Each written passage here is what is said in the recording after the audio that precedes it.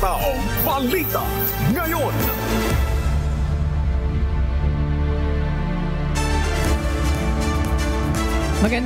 Magandang umaga, Luzon, Visayas, Mindanao at sa buong mundo.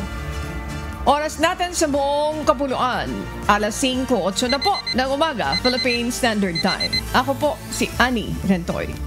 Ngayon po ay araw ng Martes, ika-22 sa buwan ng Hulyo, taong 2025. Tayo po ay sabayang napapakinggan sa Radyo Libertad 1350, ang UNTV Radio. Ako po inyong amigo, Sherwin Kulubong. Siyempre, Ani, makakasama rin natin ngayong umaga ang ating global correspondent na si James Bontuyan mula naman sa Washington, D.C., USA para ihatid ang mga balita mula sa iba't ibang panig ng mundo. Yes, James, magandang umaga sa iyo. Samantala, simulan na natin ang balitaan. Narito ang malalaki at makabuluhang balita ngayong araw.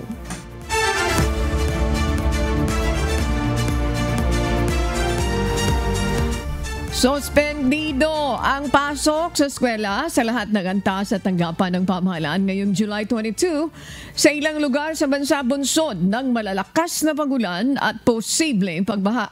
Batay sa anunsyo ng Presidential Communications Office o PCO, kasama dito ang Metro Manila, Zambales, Bataan, Pampanga, Bulacan, Cavite, Batangas, Rizal, Pangasinan, Tarlac at Occidental Mindoro. Hataw Balita ngayon. Nagkansela na rin ang pasok ngayong araw ang House of Representatives. Nakasaad sa inilabas na memorandum ni House Secretary General Reginald Velasco na binibigyan nilang halaga ang kaligtasan ng kanilang bawat empleyado. Ngunit sa kabila ng pagsuspinde, ang mga tanggapan na may mahalagang tungkulin ay inatasan na tiyakin ang paghahatid ng serbisyo. Magpapatupad naman ang partial suspension of work sa Senado. Ayon sa abisong inilabas ng tanggapan ni Senate Secretary Renato Bantuga, tanging mga empleyado sa essential o may mahalagang papel sa paghahanda para sa inaugural session ng 20th Congress at joint session sa July 28 ang kinakailangang pumasok. Hataw Balita ngayon. Muling nagpapaalala ang Department of Labor and Employment Bureau of Working Conditions na pwedeng suspendihin ng mga employer ng pribadong kumpanya ang pasok sa trabaho kapag masama ang lagay ng panahon. Kung hindi naman magtatrabaho ang empleyado, hindi ito entitled sa regular pay. Lima na lang kung may sariling polisiya ang kumpanya o may collective bargaining agreement o ginamit na empleyado ang kanyang leave credit. Kung ito naman ay papasok sa trabaho ng hanggang 6 na oras, entitled ito ng full regular pay, habang kung mas mababa naman sa 6 hours, ay proportionate lamang ng regular pay. Hataw Balita ngayon. Nakaranas ng hanggang bewang na baha sa ilang lugar sa Quezon City dahil sa tuloy-tuloy na pagbuhos ng ulan kahapon. Sa Regalado Highway, halos kalahati ng gulong ng sasakyan ang taas ng baha, kaya umiiwas na ring dumaan ang mga maliliit na sasakyan. Sa Commonwealth Avenue naman, batay sa Facebook post ng mga residente, hanggang tuhod na pagbaha ang kanilang naranasan. Hindi rin nadaanan ng G. Araneta Talayan dahil sa pagtaas ng tubig. Sa ibang area naman gaya sa Project 8, naglimas ng gamit ang mga residente dahil sa hanggang bewang na tubig baha sa kanilang lugar. Kaya yan, linis po hanggang CR. Tapos puro bulak talaga po kanina. Kaya dito sa mga binan ko, sa bayaw ko lahat. Yung nakarang habagat, didibdib na namin dito, tumatawid pa kami dito. Kaya sanayan lang po talaga. Hataw Balita ngayon. Titiyakin ng Department of Transportation na hindi magdudulot ng pagbaha ang mga flagship infrastructure project ng gobyerno. Kung ayon kay Transportation Secretary Vince Dizon, sinabihan na niya ang mga contractor na hindi dapat nakasasagabal at nagdudulot ng problema, lalo na ngayong tagulan, ang mga government projects. Layon dapat na mga infrastructure project ang magbigay ng convenience o kaalwanan sa mga pasahero at hindi abala sa mga motorista. Hataw Balita ngayon. Sira at kulang na pumping stations ang nakikitang problema ng pamahalaang lungsod ng Maynila, kaya nagbabaha ayon kay Manila City Mayor Isko Moreno Domagoso. Kahapon binuksan ang mga manhole sa lungsod upang matingnan ang dahilan ng mga pagbabara. Partikular na pinuntahan ng United Nations sa Top Avenue kung saan tumaas hanggang tuhod ang tubig baha kahapon. Kulang yung pump sa Rojas Boulevard. Simula kasi yung ginawa yung pump doon, hindi kaya ng load ng tubig, nai-stuck dito. Mano pa pag nagpabaya kami. Ito mo, wala nang ulan. Dapat ito, subsided na. Hindi, ito mo. Maawa ka naman sa tumatawid eh. Hataw Balita ngayon. Patuloy na pinaghahanda ng Office of Civil Defense sa mga lugar na maaring daanan ng panibagong low pressure area. Ayon sa ahensya, malaki ang posibilidad na mga insidente ng pagbaha at pagguho ng lupa, lalo na saturated na ang lupa bunsod ng nararanasang mga pagulan simula pa noong nakaraang linggo. Kabilang naman sa mga river system na binabantayan ang Marikina River, Cagayan River. Binabantayan rin ang Candaba, Pampanga na nagiging catch basin ng tubig baha.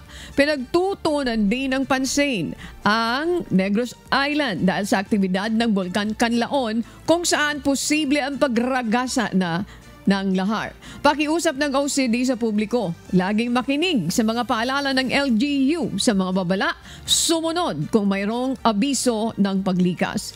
Sa update ng Pag-asa kagabi, 2 low pressure area ang nasa loob ng Philippine Area of Responsibility na posibleng maging bagyo. We expect continuous flooding or more floodings, and of course yung landslide sa mga high-risk areas ay nandyan pa rin yung banta ng landslide. So kaya tuloy-tuloy, red alert pa rin ang NDRIMC, hindi natin binaba yan.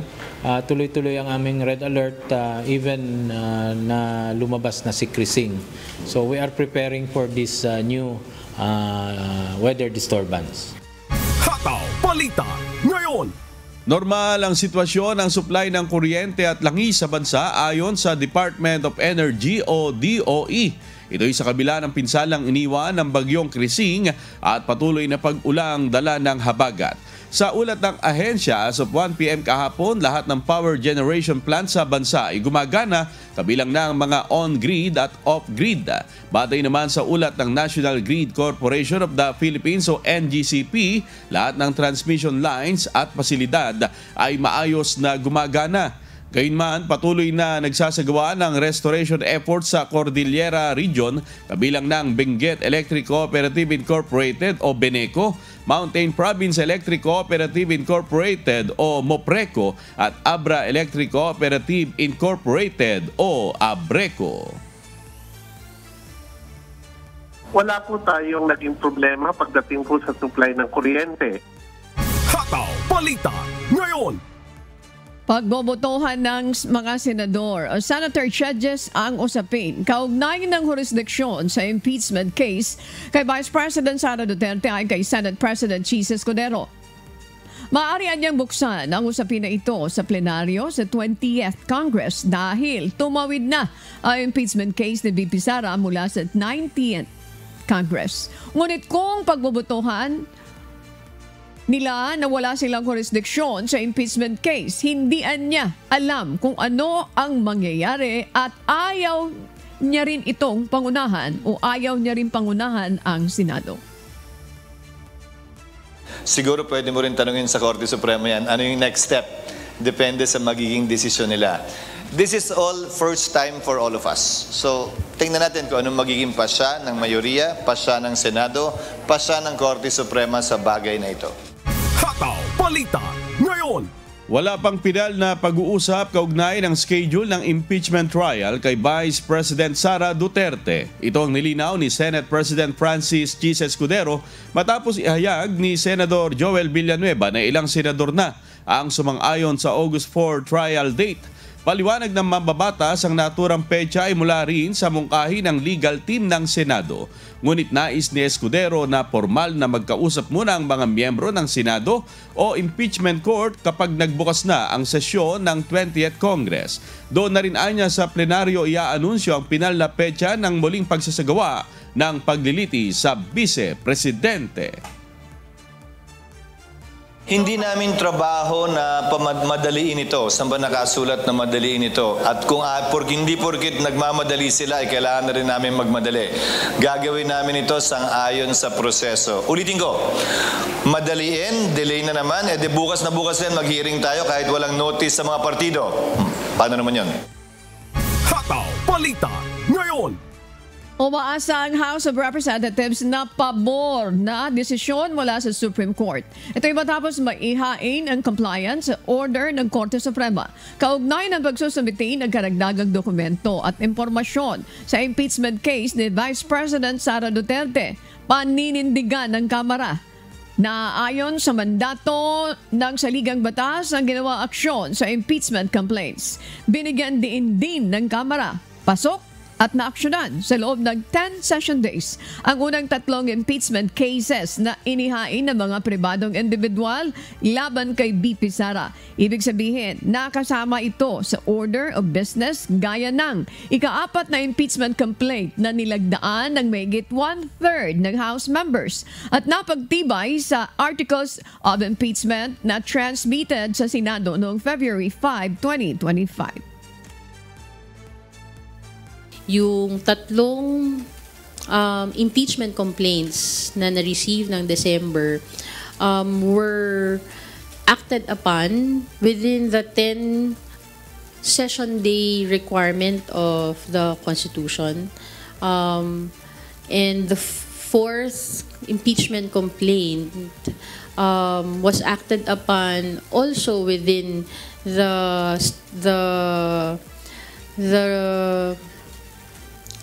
bounds of the Constitution as well, where we had 215 members of the House of Representatives signing before the Secretary General the complaint before it was transmitted to the Senate. Hataw Balita ngayon. 90% hanggang 95% na ang kahandaan ng Batasang Pambansa Complex para sa ika-4 na State of the Nation Address ni Pangulong Ferdinand Bongbong Marcos Jr. sa July 28. Itong naging update ng tagapagsalita ng House of Representatives na si Attorney Princess Abante kasunod ng huling Interagency Coordination Meeting kahapon na halos lahat anya ng kailangang ihanda ay kumpleto na. Nagsasagawa na lang anya ng fine-tuning ng mga contingency plans. Kahit anya naging maulan sa nagdaang mga araw, hindi naman ito nakaapekto sa ginagawa nilang paghahanda. Sa akin, tuloy-tuloy pa rin yung preparations natin. Hindi naman siya naaantala. Of course, we will keep on monitoring yung developments ng ating panahon sa mga susunod na araw. Pero as of today, tuloy-tuloy at wala namang disruption sa mga preparation. Hataw Balita ngayon.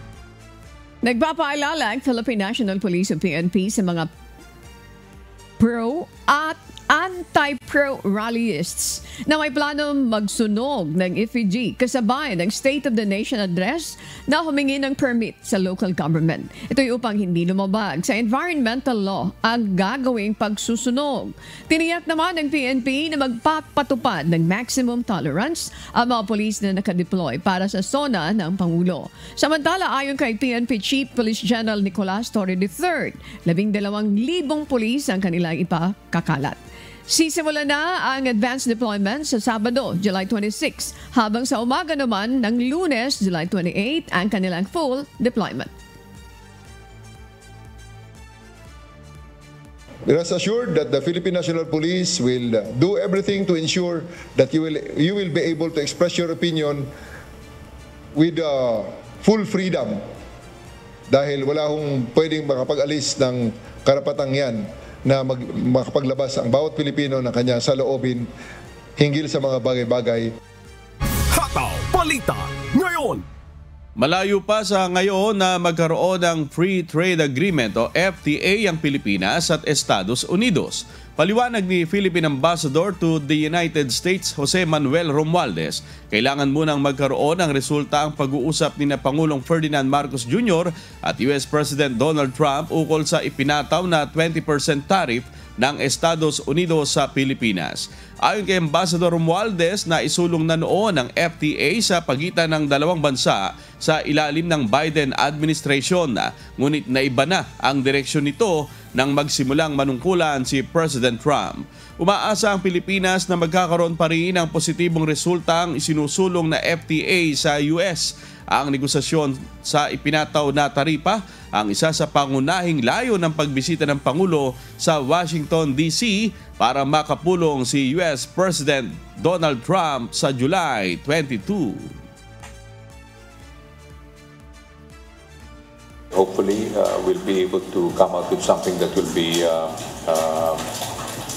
mutually agreeable for both the United States and the Philippines on the free trade agreement.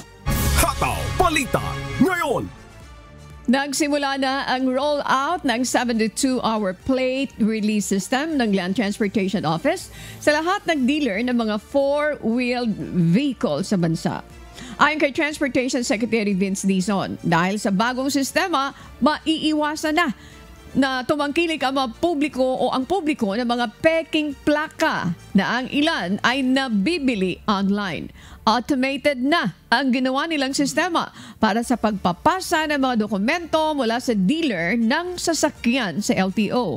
Samantala, plano rin ng DOTR na sa loob ng 72 hours ay mai-release na ang plaka ng mga bagong biling motorsiklo. Alam mo, ang pinaka-big cause of delay talaga, yung mano-mano.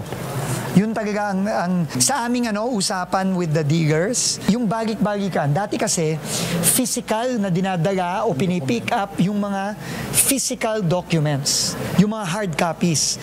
Physical dinadala, minsan kulang.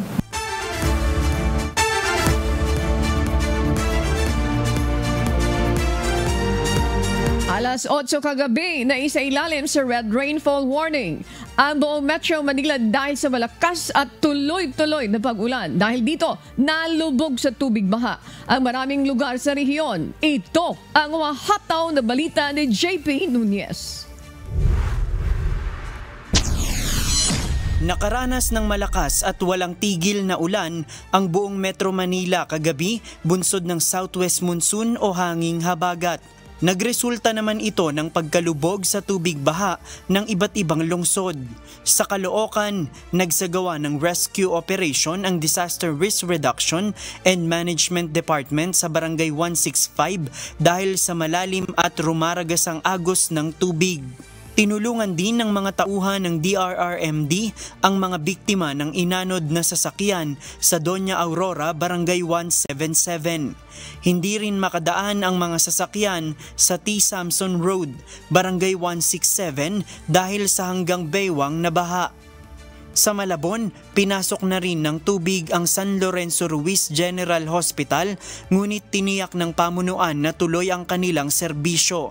Nagmistulang dagat ang ilang lugar sa Malabon, tulad ng Katmon at Maysilo, kung saan hirap na ring makadaan ang mga maliliit na sasakyan dahil sa taas ng baha. Sa Navotas, tumukod ang trapiko sa R10 patungong port area dahil hindi na madaanan bunsod ng taas ng tubig. Sa Valenzuela City, malakas na pagragasa ng tubig ang naitala sa Pio Valenzuela, Marulas. Tila naging parang parking lot ang Malinta area sa NLEX northbound at southbound dahil sa mga na-stranded na mga sasakyan. Sa Quezon City, isang bata ang tinangay ng agos sa Batasan Hills pero agad namang nasagip at nasa maayos ng kalagayan. Sa Fairview, inabot na ng baha ang ikalawang palapag ng ilang bahay dahilan para humingi na ng tulong ang mga residente. Sa Marikina, itinaas sa third alarm ang Marikina River matapos umabot sa mahigit 18 metro ang tubig, kaya't ipinatupad ang mandatory evacuation sa mga lugar sa paligid ng ilog.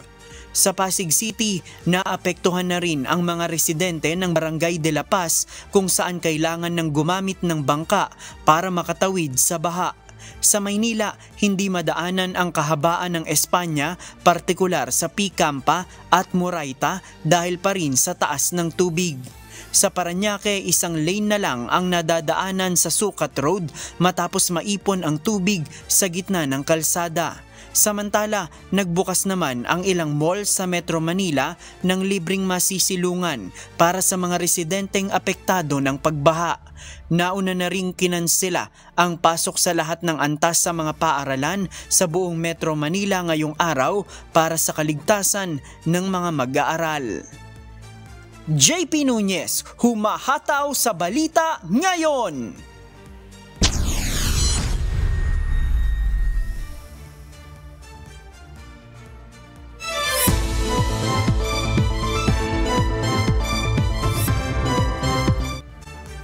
Walang tigil na pag-ulan ang naranasan sa buong lalawigan ng Rizal na nagdulot ng pagbaha sa ilang kalsada.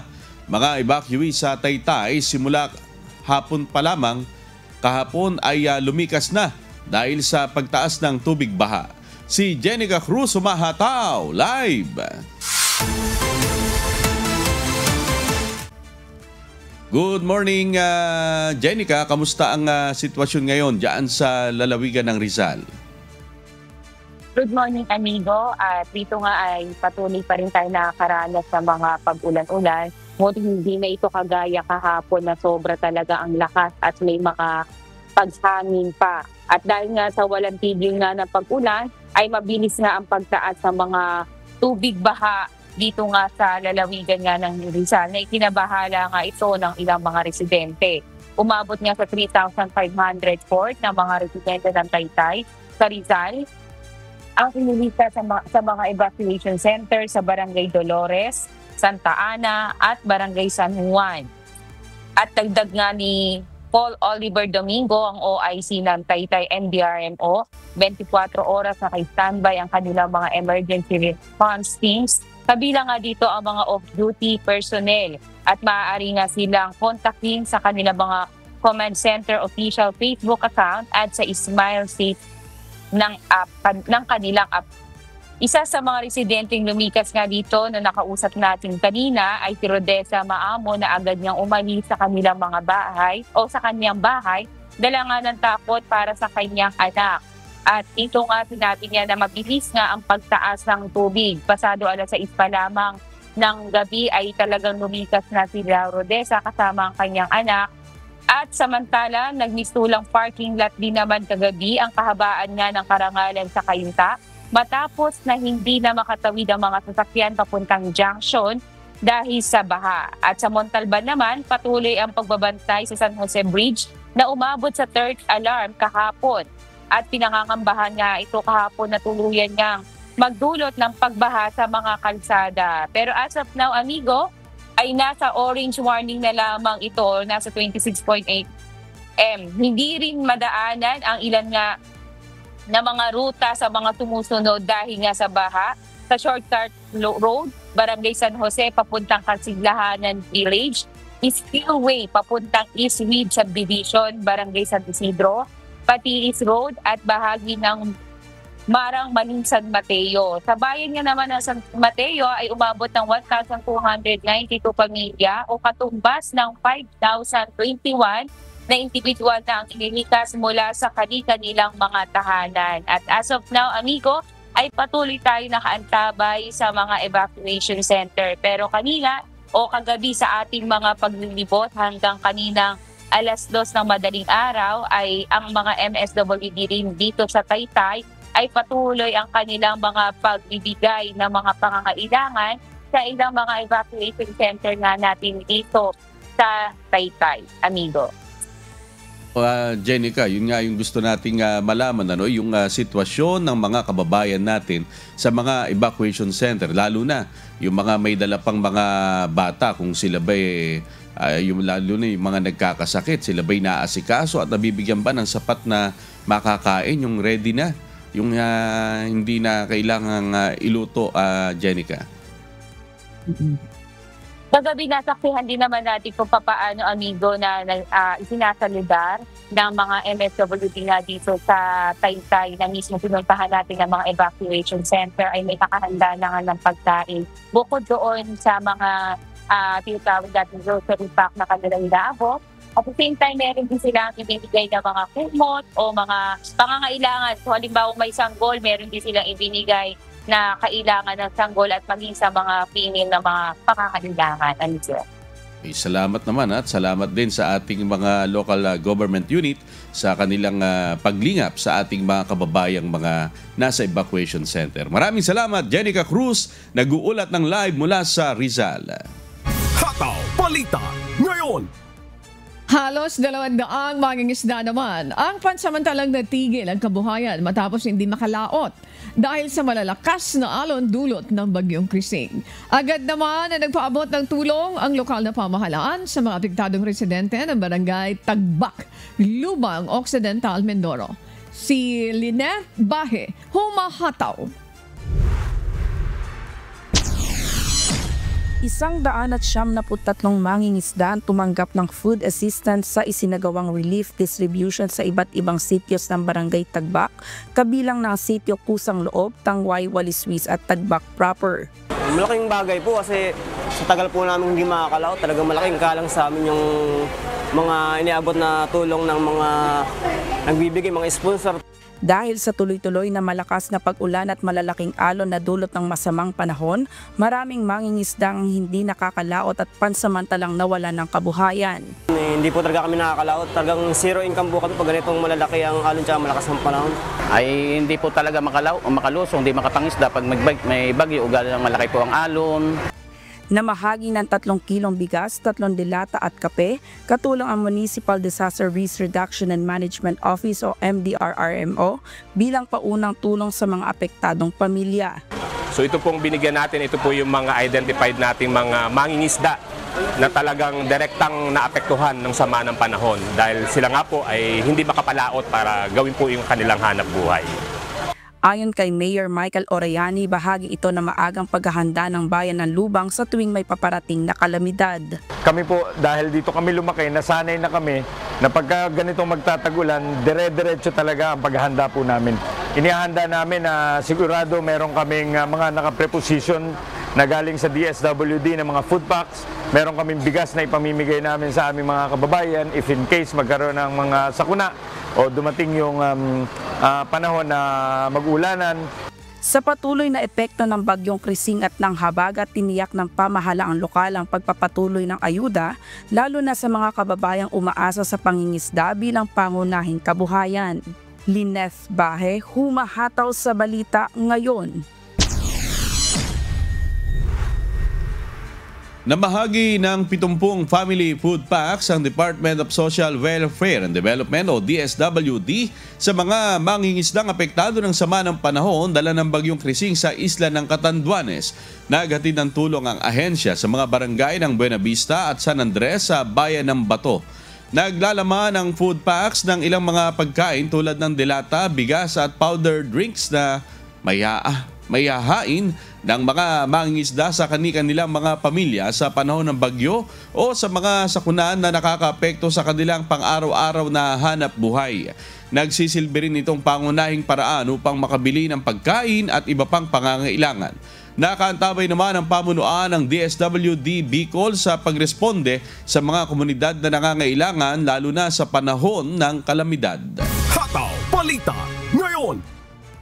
Maraming pet lovers ang labis na nalungkot at naawa matapos mabagsakan ng malaking bato ay isang aso sa Cannon Road sa Baguio City nung kasagsagan ng bagyong Krising.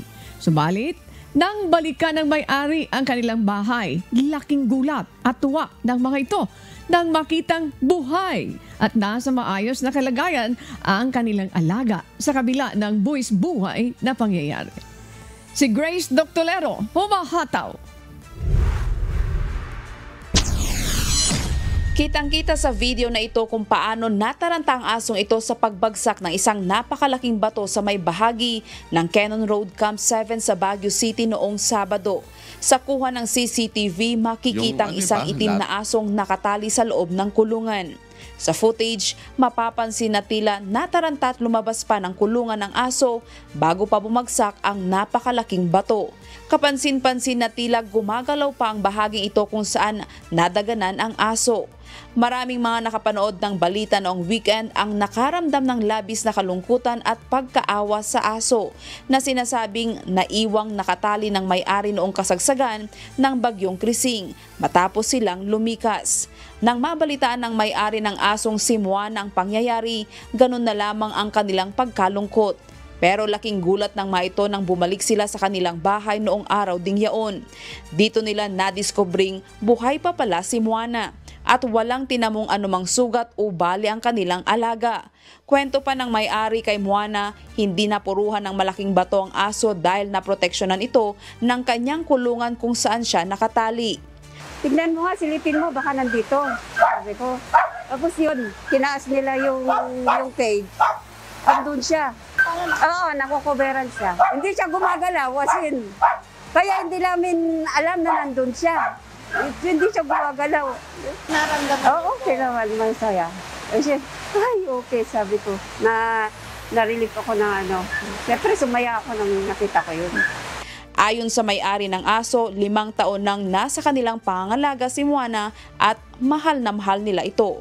Itinanggi rin nito na pinabayaan nila ang aso. Po yun ang hindi nila naintindihan, yung mga netizen. Kailangan po talaga itali yung aso kung walang sapat na na paglalagyan. At saka pag lahat sila nakalabas, mag-aaway-aaway lang yan. O kaya pumunta sa kalsada, masasagasaan.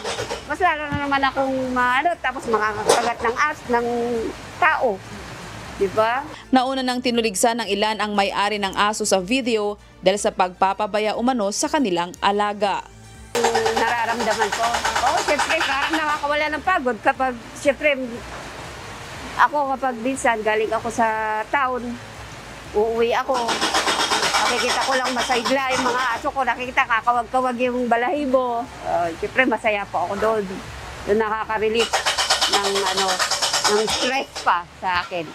Tsaka naging ko sila. Magmula nung na-operan ako ng puso ko, sila na ang naging kalakalaro ko. Grace Doctolero, humahataw sa balita ngayon.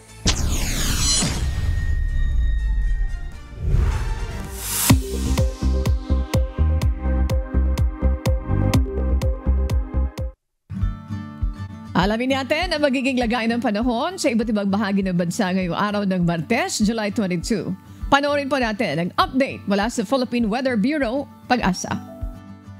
Magandang umaga at live mula dito sa Pag-asa Weather Forecasting Center. Narito na ang taya ng ating panahon ngayong araw ng Martes, July 22, 2025. Sa ating latest satellite images, makikita po natin na 2 low pressure area ang minomonitor natin sa loob ng Philippine Area of Responsibility. Yung una, ito po kulay orange, nasa may silangang bahagi ito ng Calayan sa lalawigan ng Cagayan, around 370 kilometers silangan ng Calayan sa Cagayan. Samantala, yung isa naman po, may higit 1,000 kilometro naman, silangan ng Central Luzon. Posibleng isa sa 2 low pressure area nito ay maaaring maging bagyo. Sa ngayon po, base sa pinakahuling datos natin, possible po yung nasa silangan ng Central Luzon. Ito yung nasa kulay red po natin.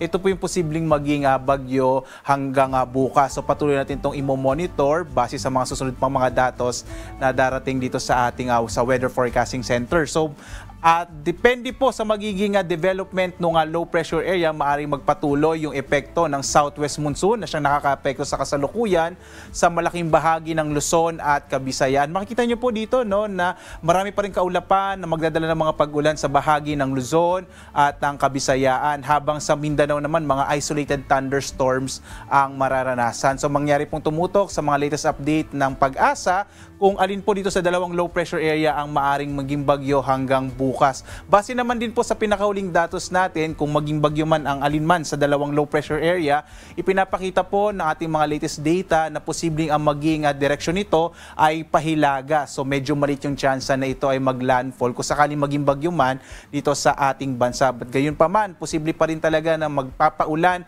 ang hanging habagat at posibleng palakasin pa kung maging bagyo yung isa sa mga low pressure area. So as of 2 a.m. po, no, naglabas pa rin tayo ng ating mga heavy rainfall warning. Makikita po natin. At habang nagla-live po tayo, ina-update ito ng ating iba't ibang mga regional offices. So as of 2 a.m. po muna, makikita natin naka-orange warning pa rin itong bahagi ng Zambales, Pampanga, gayon din itong Bulacan, at ilang bahagi ng Calabarzon. Yellow warning naman yung nalalabing bahagi o ilang bahagi ng Central Luzon. Kasama din yung Pangasinan at yung bahagi ng Quezon Province at itong area ng Occidental Mindoro. Red warning naman po, ito yung pinakamataas na heavy rainfall warning natin sa Bataan, ilang bahagi ng Cavite at Metro Manila. Ibig sabihin po nitong heavy rainfall warning in the next 3 hours, magpapatuloy yung mga malalakas na mga pag-ulan na maaaring magdulot lalong-lalo na ng mga pagbaha sa mabababang lugar. At para sa latest update po ng ating heavy rainfall warning information, maaari tayong bumisita sa ating website panahon.gov.ph. Makikita nyo po yung lahat ng mga ini-issue natin ng mga heavy rainfall warning, thunderstorm advisories, mga general flood advisories sa buong Pilipinas. Muli po, no, dito sa panahon.gov.ph. Samantala naman, as of 5 a.m., meron po tayong weather advisory. Ito naman po yung magbibigay sa atin ng impormasyon kung ano ba yung maaring mga lugar na magkakaroon ng malalakas sa mga pag-ulan ngayong araw. Makikita po natin, posible po pa rin yung malaking bahagi ng western section ng Central Luzon, yung Bataan, Zambales, kasama dito ang Occidental Mindoro, Batangas, halos malaking bahagi po ng Calabarzon, maging ang Metro Manila, yung area ng Tarlac, Pampanga, Bulacan, makararanas pa rin po ng malakas na mga pag-ulan ngayong araw. At gamit nga po yung ating mga heavy rainfall warning, bibigyan tayo ng update anong mga specific na lugar dito sa ating sa may kanlurang bahagi ng Luzon magkakaroon ng malalakas na mga pag-ulan. At napanood po natin ang update mula kay Pag-asa Weather Specialist Obet Badrina. Tandaan po, sa bawat araw na ating nasisilayan, tayo'y magpasalamat sa Diyos na may lalang. At para po sa mga balita sa iba't ibang panig ng mundo, narito po ang ating global correspondent na si James Bontuyan mula naman sa Washington, D.C., USA.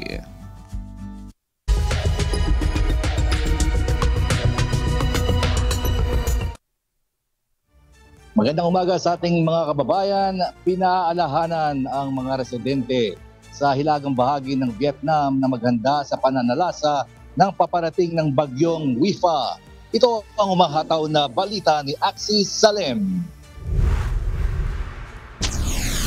Nakatakdang maglandfall ngayong araw ang bagyong Wifa sa hilagang bahagi ng Vietnam. Taglay matitinding ulan, malalakas na hangin at mataas na panganib ng pagbaha at pagguho ng lupa. Inaasang aabot ang lakas ng hangin mula 10 to 11 wind level na may pagbugso hanggang 14 wind level.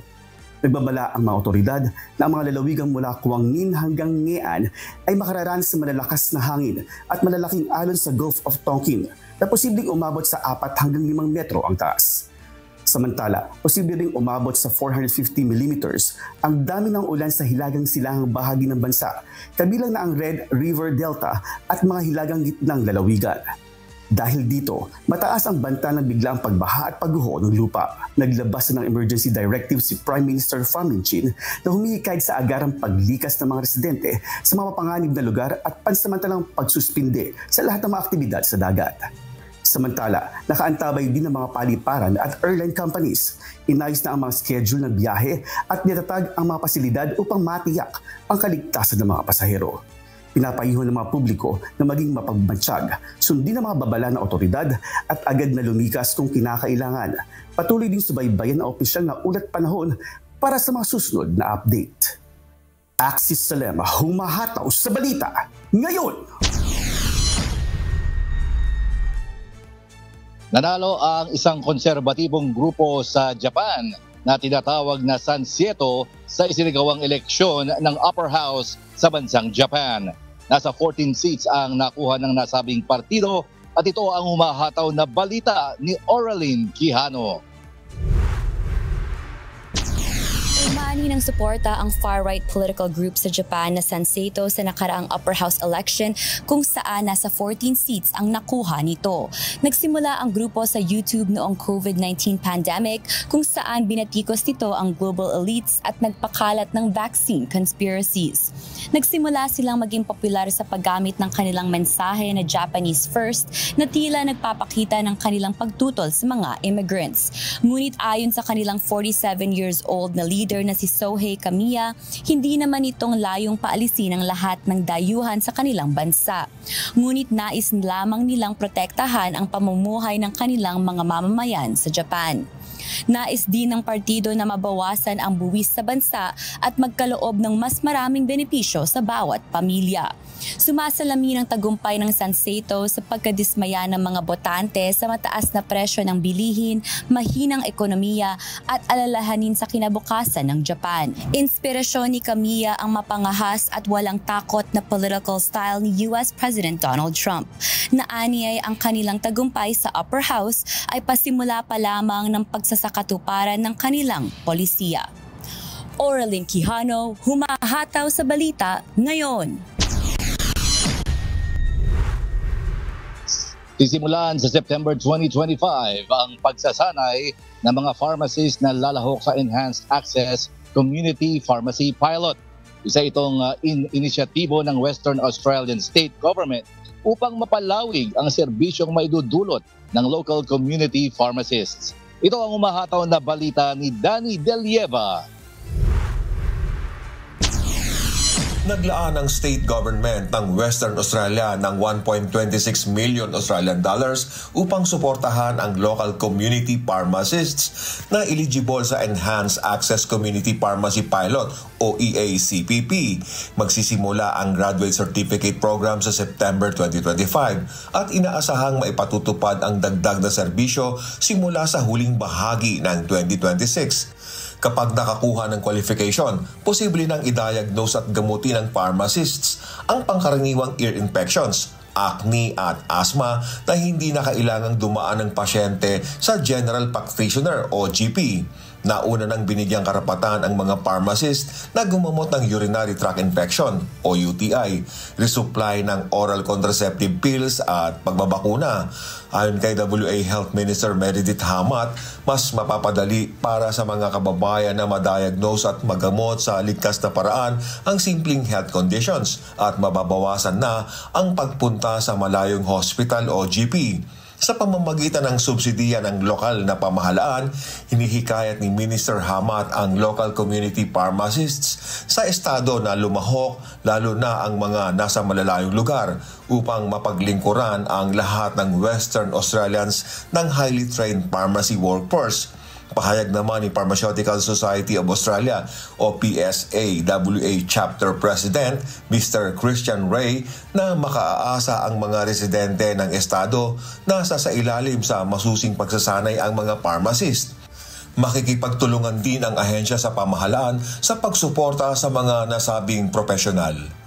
Danny Delieva, humahataw sa balita ngayon. Magkakaroon ng panibagong nuclear talks ang Iran kasama ang France, Germany at UK sa Biyernes, July 25 sa Istanbul, Turkey. Ayon sa Ministry of Foreign Affairs ng Iran, gaganapin ang pulong sa antas ng Deputy Foreign Ministers. Ito ang umahataw na balita ni James Hilario. Makikipagpulong ang Iran kasama ang France, Germany at United Kingdom sa darating na Biyernes, July 25 sa Istanbul, Turkey para sa panibagong round ng usapang nuklear. Ang pulong ay gaganapin sa level ng Deputy Foreign Ministers. Layunin ng pagpupulong na buhayin muli ang 2015 nuclear deal kapalit ng pag-alis ng mga sanksyon laban sa Iran. Ang pag-uusap sa Biyernes ay kasunod ng unang pagpupulong noong Huwebes ng mga foreign minister ng E3, EU at Iranian Foreign Minister Abbas Araghchi matapos ang pag-atake ng Israel at US sa Iran. Nagbabala naman ang E3 nations na ibabalik nila ang mga sanksyon mula sa United Nations kung hindi agad matutuloy o magiging matagumpay ang negosasyon bago matapos ang Agosto. Samantala, mariing tinutulan ni Araghchi ang banta at iginiit na walang moral o legal na batayan ang tinatawag na snapback sanctions. at patuloy na iginiit na ang kanilang nuclear program ay para lamang sa mga layuning sibilyan. James Hilario, humahataw sa Balita Ngayon.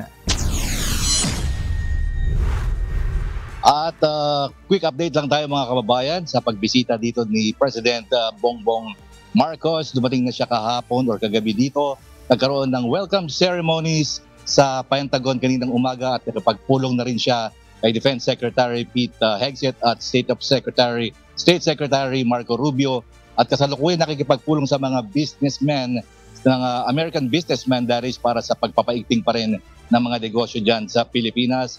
At bukas, kung loloobin ng Diyos, ang official na pakikipag-meeting ni President Trump kay President Bongbong Marcos para makipag-negotiate sa ating mga taripang usapin sa taripa. At yan po mga kababayan ang mga balita mula sa iba't ibang panig ng mundo mula dito sa Washington DC. O si James Montuyan, magandang araw po sa ating lahat. Hataw Balita Ngayon. Maraming salamat, James. Magandang umaga, magandang gabi sa inyo dyan. Mga kasambahay, kung may mga storya po kayong nais balikan sa Hataw Balita Ngayon, pwede nyo po itong muling mapanood sa aming official social media account. Magtungo lamang po sa UNTV News and Rescue YouTube channel at i-click ang subscribe button. Gayun din po sa aming Facebook at TikTok accounts. Mapapanood nyo rin rito ang iba pang news programs ng UNTV, pati na po ang ibang video na nag-iisang public service channel. Kaya tara na! Subscribe, like, and share. At sa aming ibabahaging mga salita ng Diyos na ating sandigan mula sa Juan Kapitulo 8, talatang 12. Muli ngang nagsalita sa kanila si Jesus na sinasabi, "Ako ang ilaw ng sanglibutan. Ang sumusunod sa akin ay hindi lalakad sa kadiliman, kundi magkakaroon ng ilaw ng kabuhayan."